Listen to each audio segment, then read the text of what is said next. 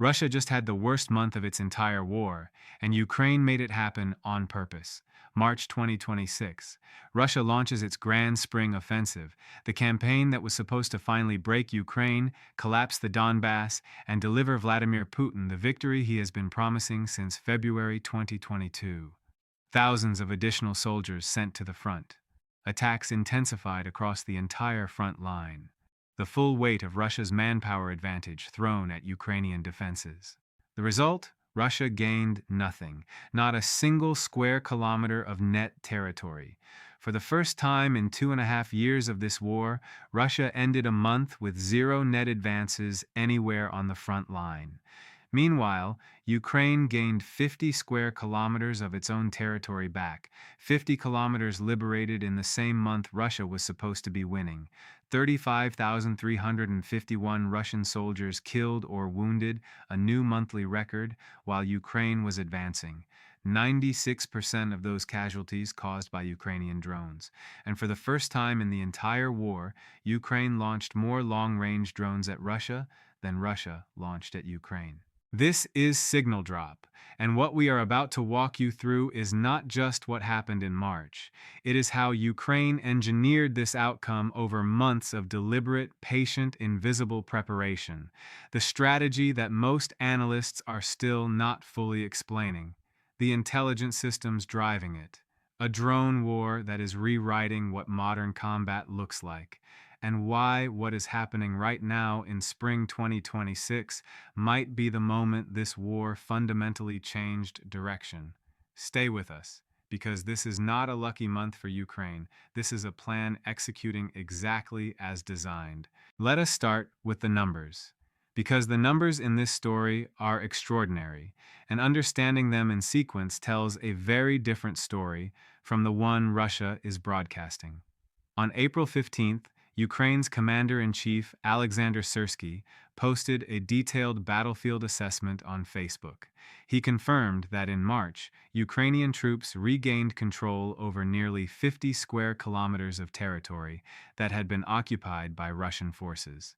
He described the approach as active defense, a phrase that sounds modest but represents something far more sophisticated, and we will come back to exactly what it means. But here is the context that makes those 50 kilometers genuinely significant. This was not a one-month anomaly. In February, Ukraine launched a series of counteroffensives in the south and had regained approximately 300 square kilometers by February 20th. By the end of that month, Ukraine had retaken around 480 square kilometers, approximately 185 square miles. March followed, another 50 square kilometers liberated, another month of Ukraine advancing while Russia's spring offensive stalled. Back-to-back months of Ukrainian gains occurring simultaneously with Russia's most intense offensive push of 2026. Russia ramping up pressure, Ukraine gaining ground anyway. These two things happening at the same time is not a coincidence. It is the output of a strategy Ukraine spent months engineering before the world saw any of the results. Now let us talk about the rate of advance comparison, because this number, more than any other single figure, reveals the true state of this war in March 2026. Business Insider reported the comparison between Russia's rate of advance in March 2025 and March 2026. 1 year ago, Russia's forces were moving forward at approximately 12.9 square kilometers per day, 5 square miles every single day. Slow by the standards of historical warfare, but enough to constitute genuine, measurable progress. Fast forward exactly 1 year to March 2026, the month of Russia's spring offensive launch, the month Russia was supposed to be surging. Russia's rate of advance had dropped to 2.58 kilometers per day, 1 square mile per day. Russia's rate of advance slowed by a factor of 5 in 12 months. And while Russia was slowing to 1/5 of its previous pace, Ukraine was advancing at 4.66 kilometers per day, nearly twice what Russia was gaining in opposite directions in the same month. The Institute for the Study of War confirmed what these numbers mean. Its assessment of March 2026, reported by France 24, was unambiguous. When tallying Ukraine's advances against Russia's retreats, March is the first month in 2.5 years where Russia's net gains amount to zero. Not negative territory, not a retreat. Zero. But Ukraine was moving forward while Russia stood still, which means the actual balance of the month was decisively in Ukraine's favor. Russia launched its spring offensive. Ukraine outgained it in the same month. In the precise month that was supposed to mark the beginning of Russia's victory march, Ukraine was the one advancing. Before we get into the drone numbers that explain exactly how Ukraine is doing this, hit subscribe and turn on notifications right now. Signal Drop covers exactly this kind of depth every single week. The full picture, not just the headline. Stay with us because the next section is where this story gets genuinely extraordinary. The drone numbers from March deserve their own dedicated moment because they reveal a shift that nobody predicted happening this early in the conflict. 96%. That is the share of Russia's 351 casualties in March that were caused by Ukrainian drones, according to Euromaidan Press. Not artillery, not missiles, not rifles. 96% of every Russian soldier killed or wounded in March was taken down by a flying or ground robot. Think about what that tells you about the nature of this battlefield. It is not a war being decided primarily by traditional military power.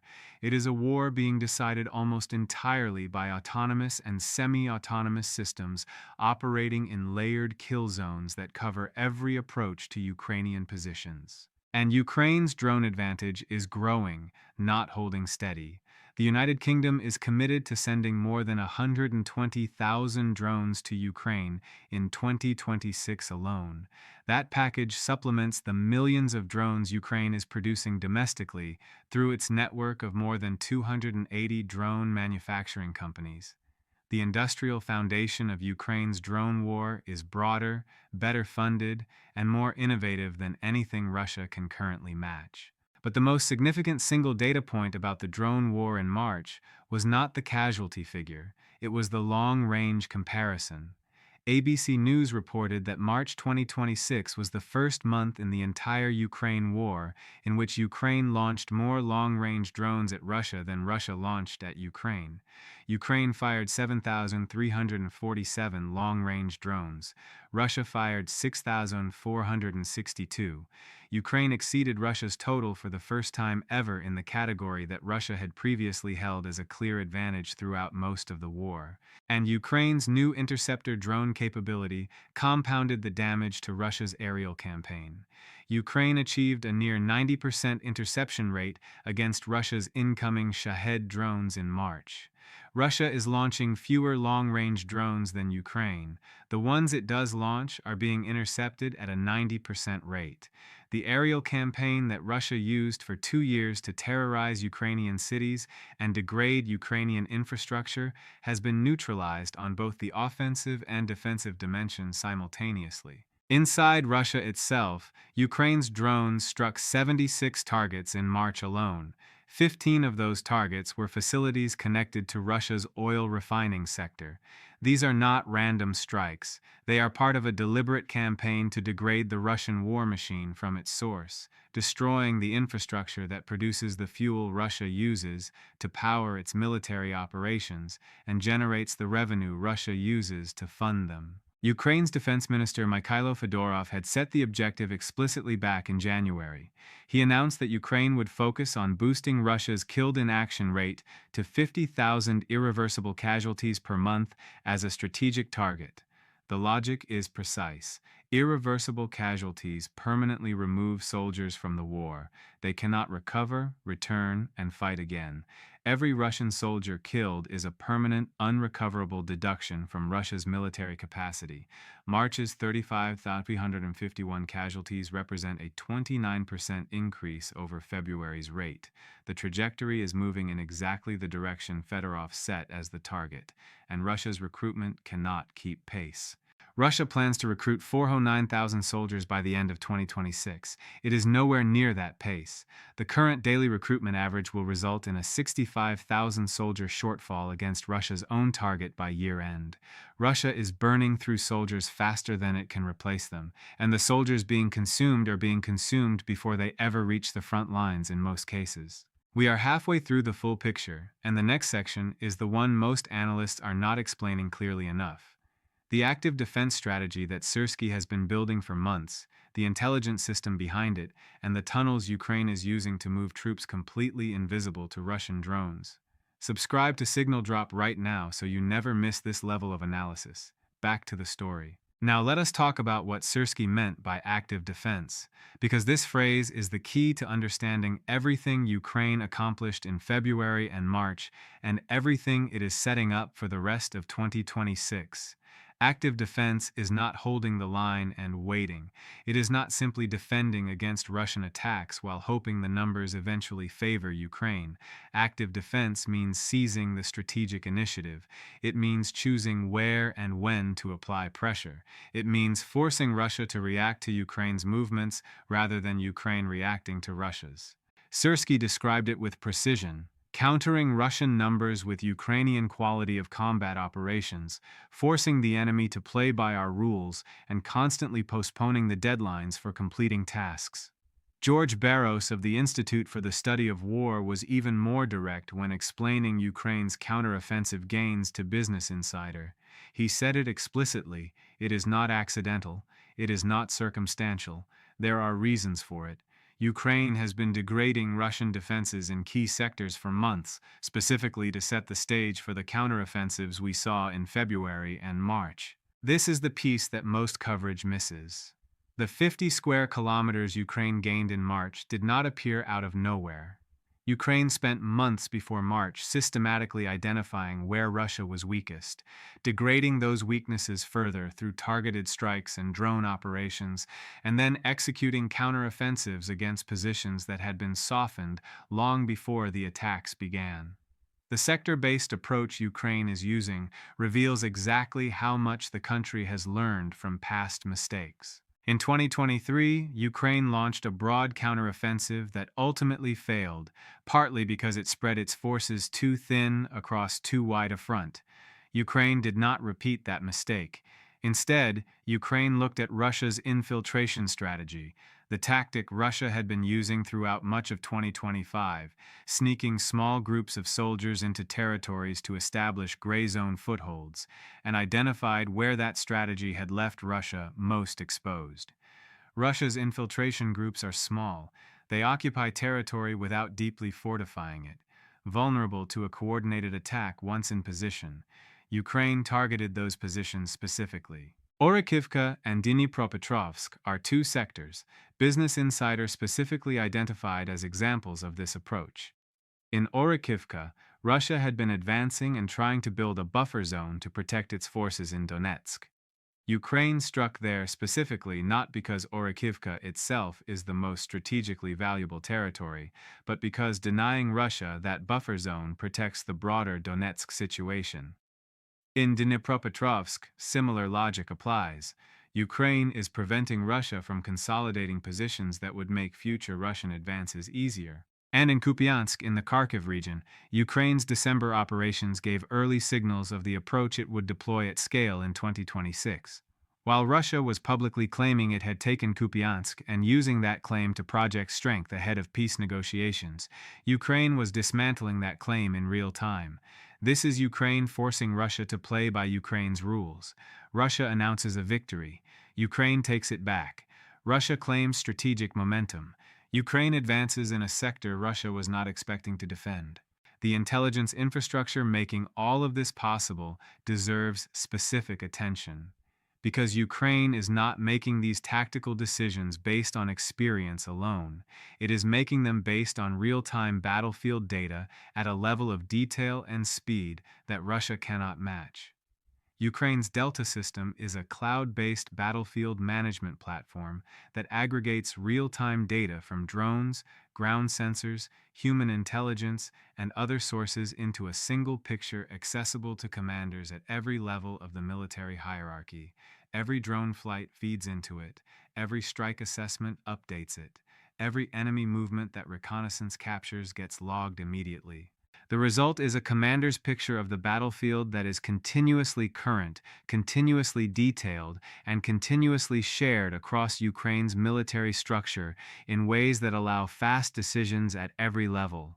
When Ukraine's drone operators identify a Russian unit concentrating in a particular location, that information reaches the commanders who can order a strike within minutes.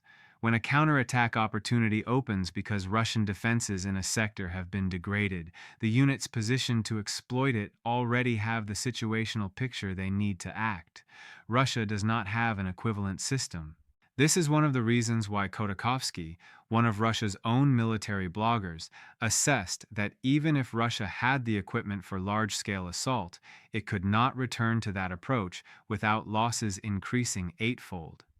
Ukraine is also restructuring its military at an institutional level. Fedorov's overhaul includes shifting Ukraine's military organization to a corps-based system.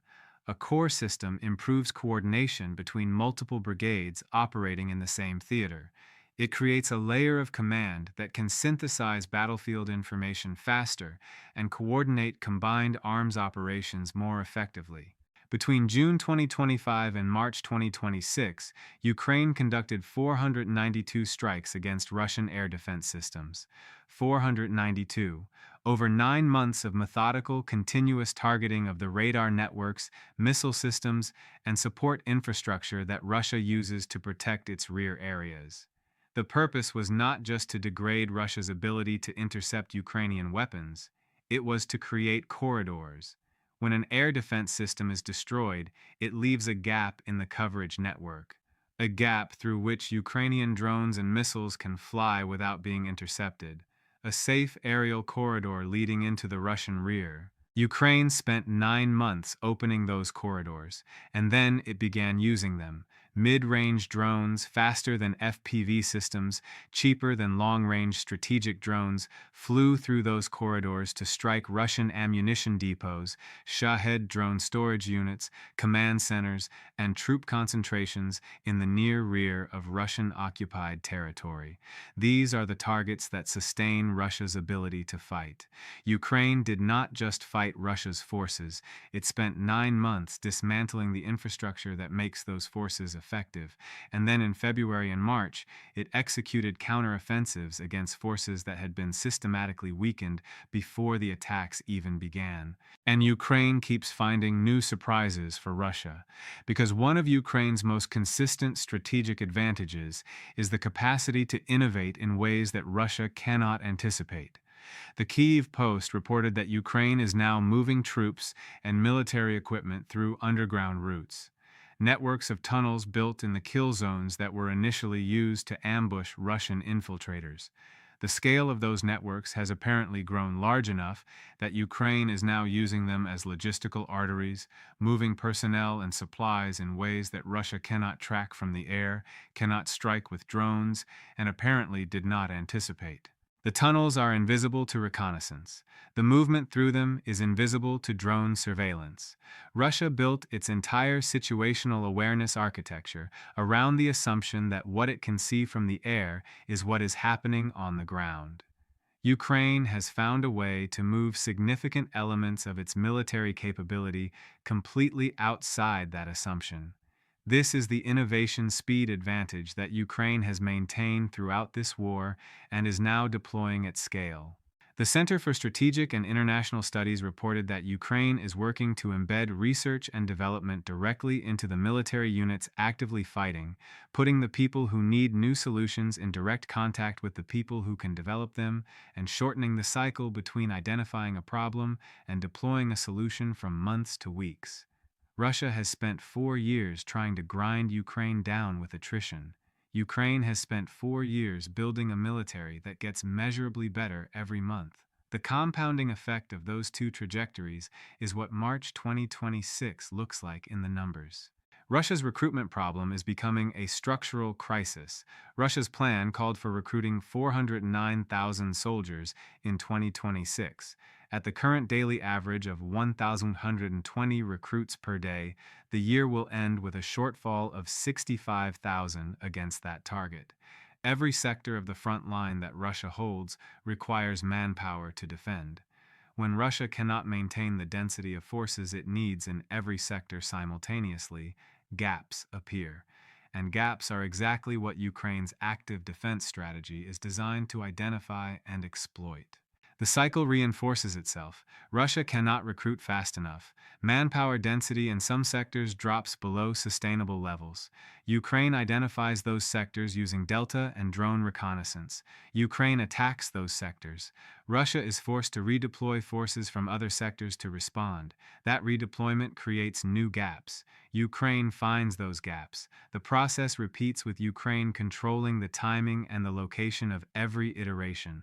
This is what Syrskyi means when he says Ukraine is forcing Russia to play by Ukraine's rules. Let us close by stepping back to look at the full picture of what March 2026 actually represents. Russia announced a spring offensive. It was supposed to accelerate Russia's progress toward taking the Donbass, break Ukrainian resistance, and demonstrate to the world that negotiations should happen on Russia's terms from a position of Russian strength. Instead, March produced Russia's worst monthly performance of the war. Zero net territorial gains, 35,351 casualties, a new monthly record. 96% of those casualties caused by drones. For the first time in the war, Ukraine launched more long-range drones at Russia than Russia launched at Ukraine.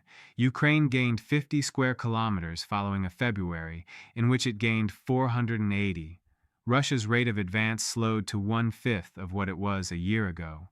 Ukraine's daily advance rate was nearly twice Russia's. The spring of 2026 was supposed to be Russia's defining push toward victory. Instead, Ukraine is outgaining Russia in the same month. Syrskyi said Ukraine's military never stands still. The evidence from March is that this is not rhetoric. It is an operational reality that Russia is experiencing every day on the battlefield, and that it has no current answer for. The spring offensive has not begun Ukraine's defeat. It may have begun something very different.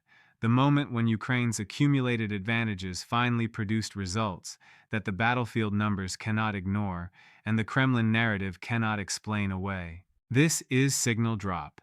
If today's analysis gave you a clearer picture of what is actually happening in Ukraine right now, subscribe and turn on notifications so you do not miss what comes next. Because this war is at an inflection point, and the next development we are tracking, how Ukraine is now targeting the one Russian system that has kept its air force alive throughout this entire war, is the story that explains what spring 2026 looks like from here. Don't miss it.